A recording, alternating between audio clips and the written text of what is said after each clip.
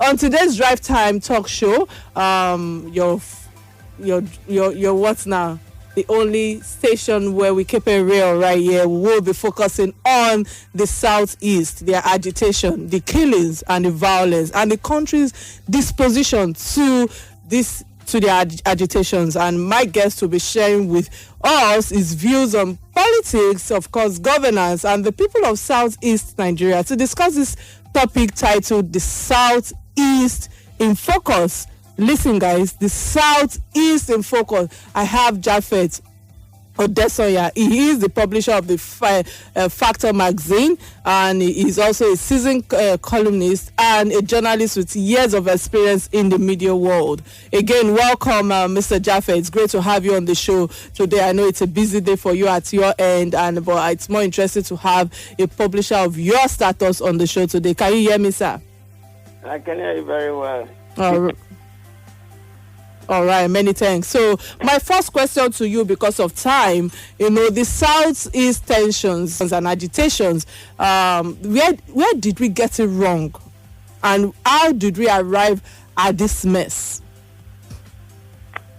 Can you hear me? I can hear you loud and clear. Thank you again. I must start on the note that it has got to a stage where talking about the Nigerian reality has become almost unnecessary. And when we choose to do, there is exhibited reluctance. So I'm not fascinated about talking anymore. However, because of your station, Inspiration FM has come of age, I think we must respond. And I want to thank you again for having me on this show. You're welcome. We've gotten it wrong all the way. So the question is, where did we get it? We got it all wrong from 1914. The amalgamation itself. Few who saw it and felt the need for a change, like Ojukwu have mentioned. He wasn't just interested in war.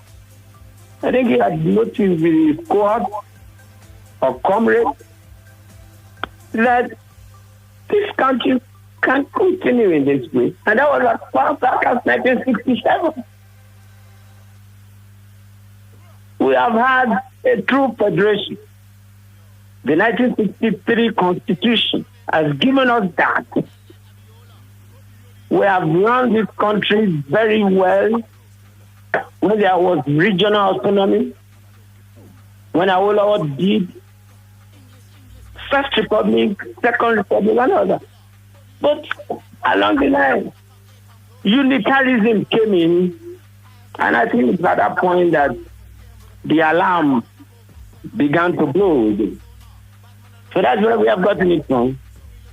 The structure is wrong. It is skewed. It is warped. It cannot work. And that is what is leading to the experienced implosion or the imminent implosion. That's it. All right. Earlier you were saying you were tired of talking. Obviously, quite a number of people are tired, and we have a lot of talk shop that is ongoing, and there are no implementation and there are no changes. But the southeastern states, obviously the Biafra, what exactly are the agitations?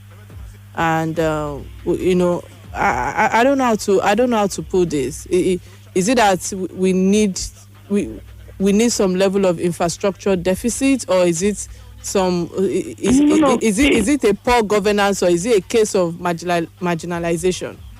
Beautiful. I would take marginalization. It has gone beyond, poor infrastructure and what have you. We won't even call it marginalization anymore. It has gotten to a point of inhumanity, inequality, blatant injustice. Okay. impunity, recklessness, poor governance, poverty of philosophy, and philosophy of poverty. That is the point we are. It's a mad situation.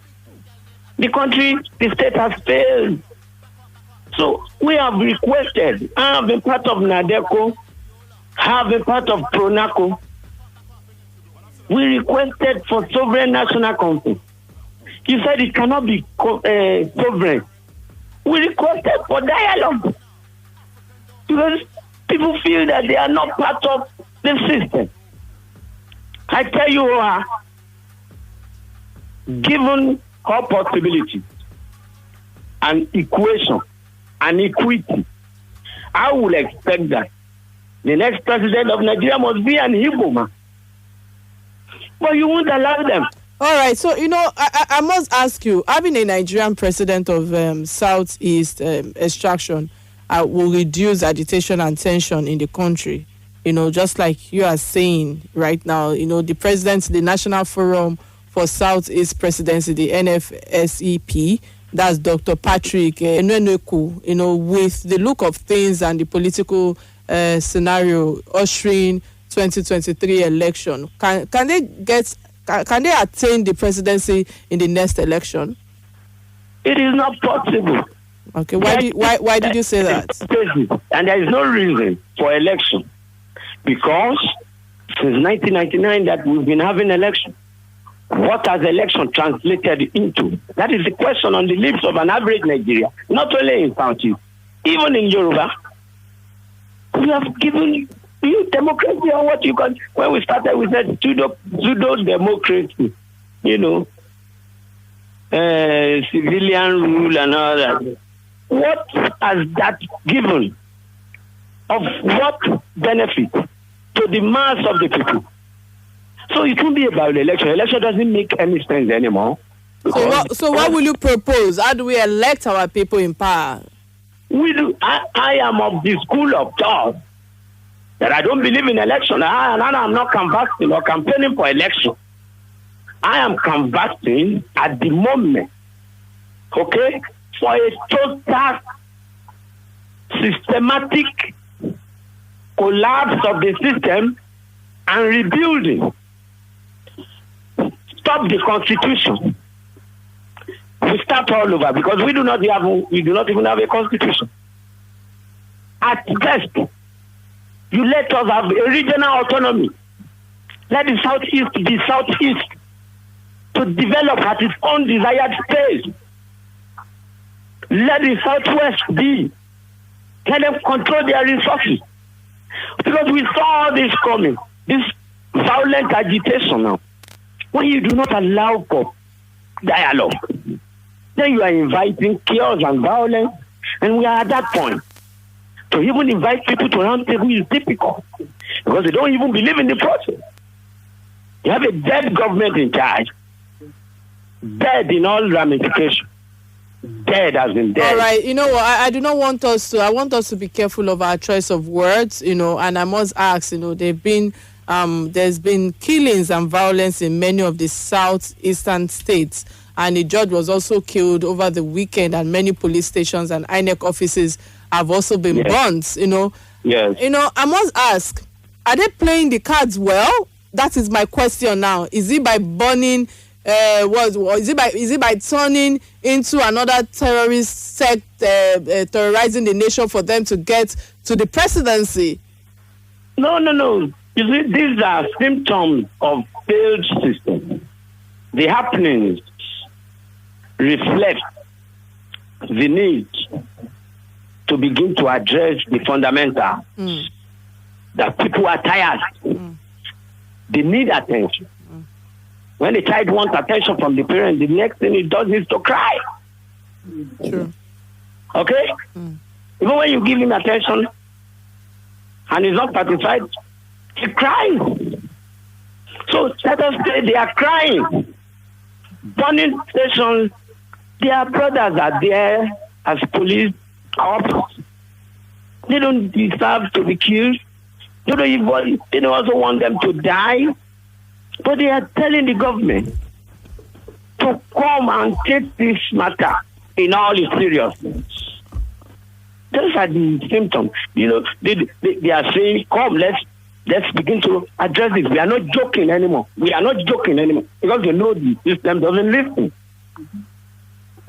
This is a system that doesn't listen. It's a dead system. How can you be in charge?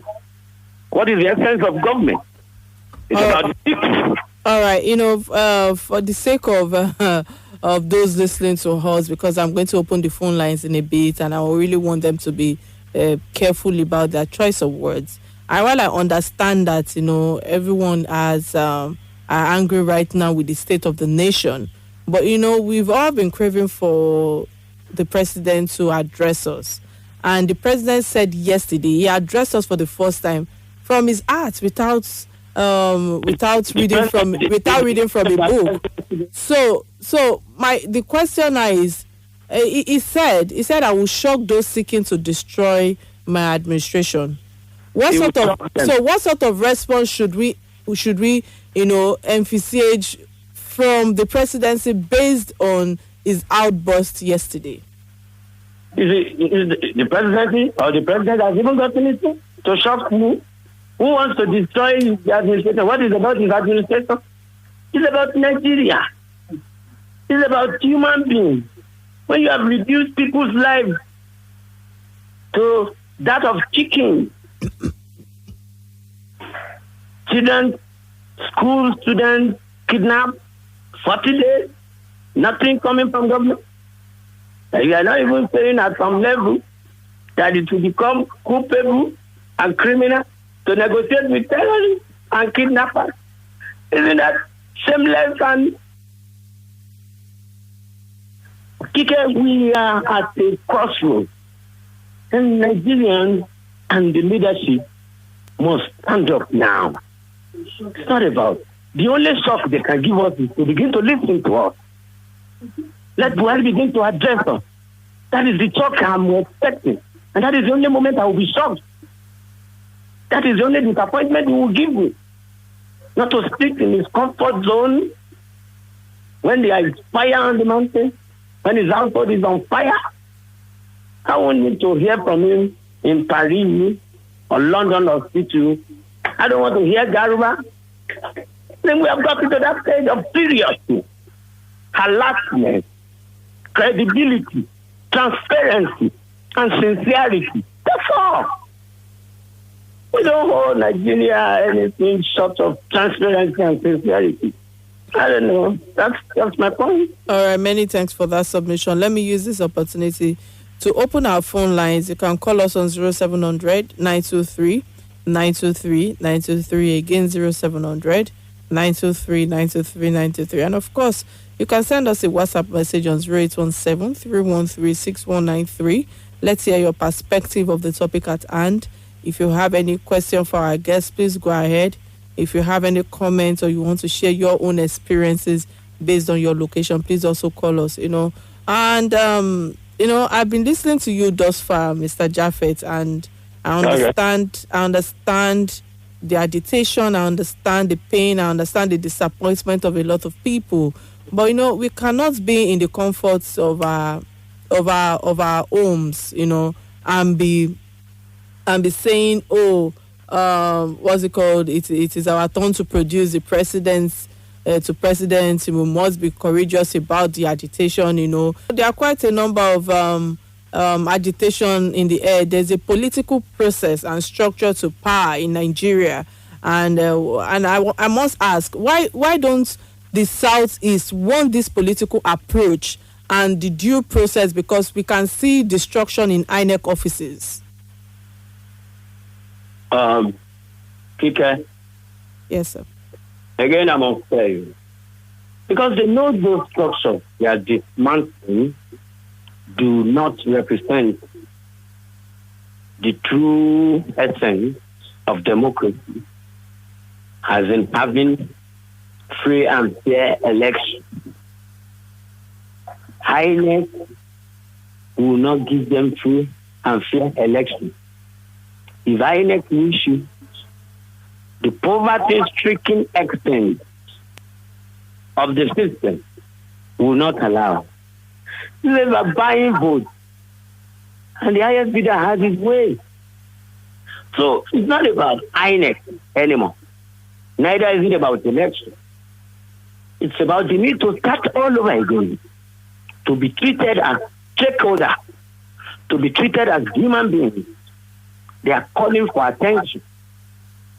That is it. It's not about INEC. What I have asked you earlier, since we have been conducting elections in 1999, what has elections translated to? As I speak with you, in the southwest, the Ibadan Expressway, Tarabakojo met Jonathan Yaradua, they didn't complete it. The second Niger Bridge, not completed.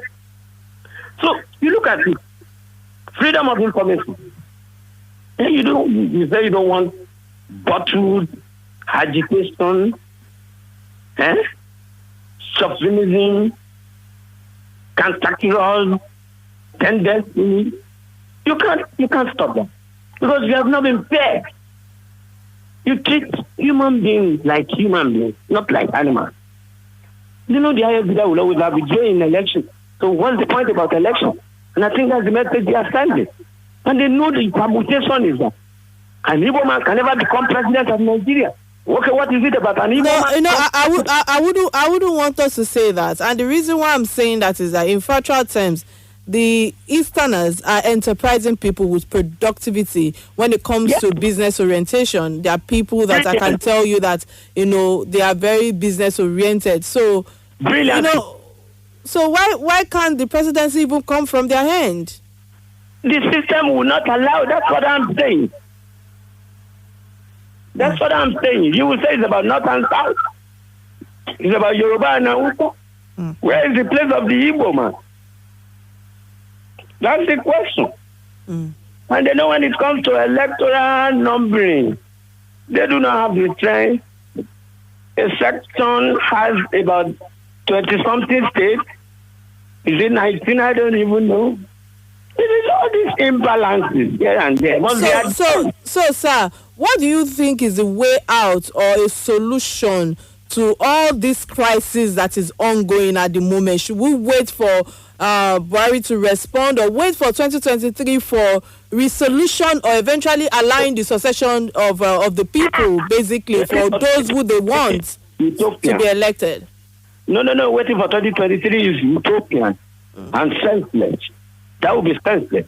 What I expect should happen now to reflect sincerity and seriousness is that Mr. President and his team must come out boldly to the National Assembly to address Nigeria that we are sorry.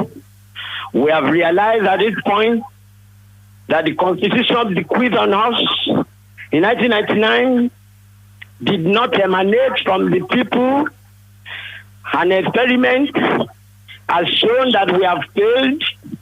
We beg to start all over again. And in starting all over again, let the people determine the direction to go. Nature has blessed all regions of this country. Beautiful country. Sir, do you know that constitution review is ongoing at the moment as we speak? What is it, constitution review? Is it constitution review? Who elected the people to go and review? Who is representing you? Who are you talking about constitution? Anyway, you have to. You see, it's all this confab, orchestrated, arranged, I don't know how to put it now. You know them. We can continue with the same old pattern. No. Something new, something. All right. Many thanks, Mr. Japhet, for being on the show today, for creating time to be here today. It was a resourceful time with you, sharing your insight and perspective on the topic at hand. We have been discussing the history, the political and governmental angles to all of these challenges in the country. let me use this opportunity to open our phone lines. You can call us on 0700 923 923 923. Again, you can call us on 0700 923 923 923. Let's hear your perspective of the topic at hand. If you have questions for me or your suggestion, please go ahead. I know that there are quite a number of a lot of divided opinions on my page on social media, and those other blogs that have carried it. Quite a number of people have said, "Oh, Kike, can you say that about Biafra?" On my show yesterday, I mean about the southern people yesterday, on the show. But I want you to all understand that it's one nation, one people, and we must at least lend our voices based on your understanding. All right, we have a caller on the line. What's your name and where are you calling from, please? Hello, good evening. I'm Topsy Odesanya. All right, many thanks for calling. What's your contribution on the show today? I'm calling from Shomolu. I'm the publisher of Shomolu Bariga Newsweek. Okay. Well, I want to appreciate Station FM for bringing this topic on this time. I think the media, we have been so much very, very. I want to say we are pretentious. We pretend as if at times when I think we don't even know what has been happening in Nigeria for the past 100 years. What do you mean by that, sir? Let's agree. Let's even say that there was an agreement in those years, in 1914, between every region in Nigeria that we shall live together as a country, and they have things like that. Let's say there is an agreement. The situation in Nigeria now has. All right, apologies. We lost that the call from one of our listeners. Again, I must say this. We are all entitled to our opinion, but I want us to please, when we call in, let's not use ill words. Let's please be conscious of our choice of words.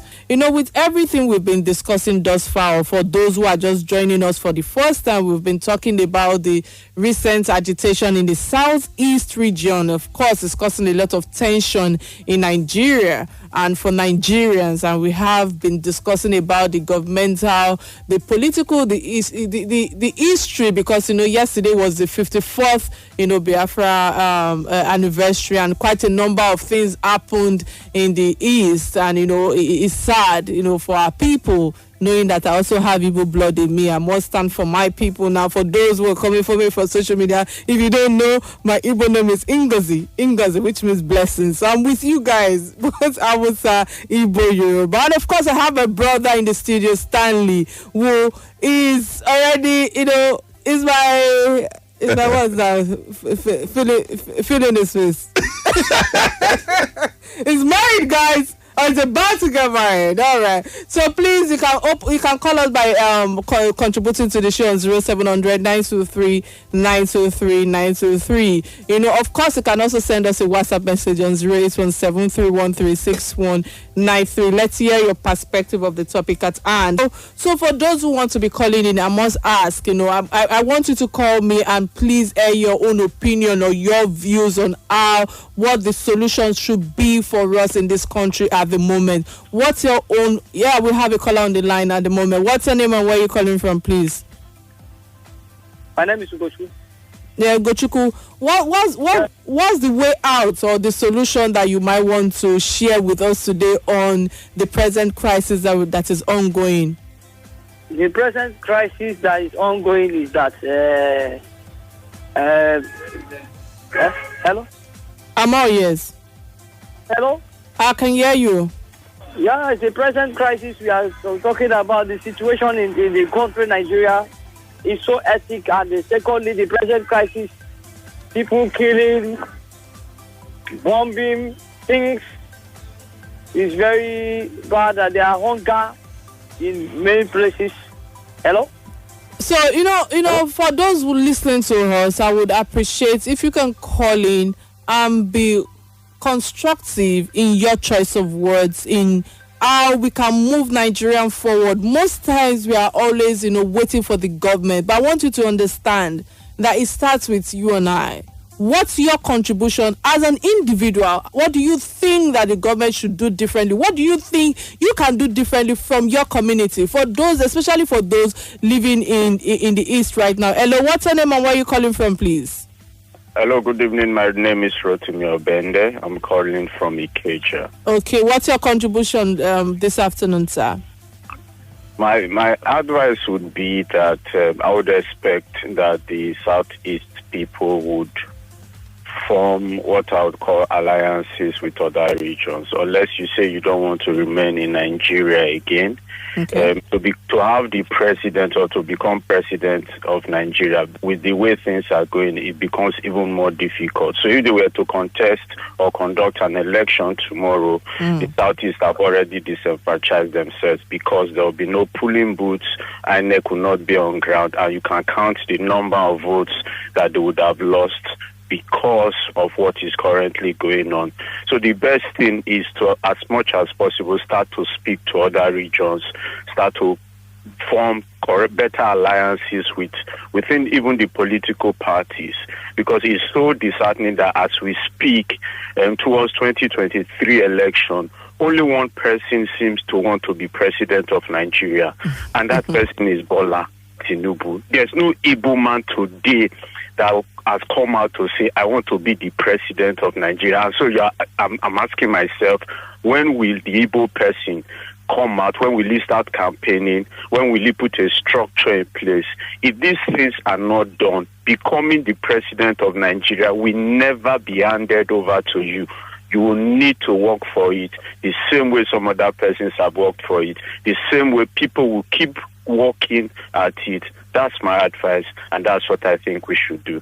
Thank you very much. All right, many thanks for calling on the show, of course, for sharing your contribution on the show. But I must add that I don't know if you are aware that Professor Kingsley Mogalu, the one who ran for presidency, I think, few years ago, has declared his intention to run again in 2023. At least those are for the Igbo people. Do you understand? So I think that, it's important for people to understand that, yes, quite a number of people are saying that they want a particular person, but let everybody come out and let's have a fair and free election. Those they do, for those who believe in it, for those who believe that there will be a free and fair election. And I think this is where I draw the curtains of the show today. I wish I had a lot of time to pick other calls. There are a lot of calls still coming in. So, for Omoluabi remarks, courtesy Omoluabi personality from Goldberg, those are the people who are putting us on the airwaves today. If not, you might not be hearing my golden voice today. But is that when the rich wage war, it's the poor who die by, John Paul Sartre. I hope I pronounce that.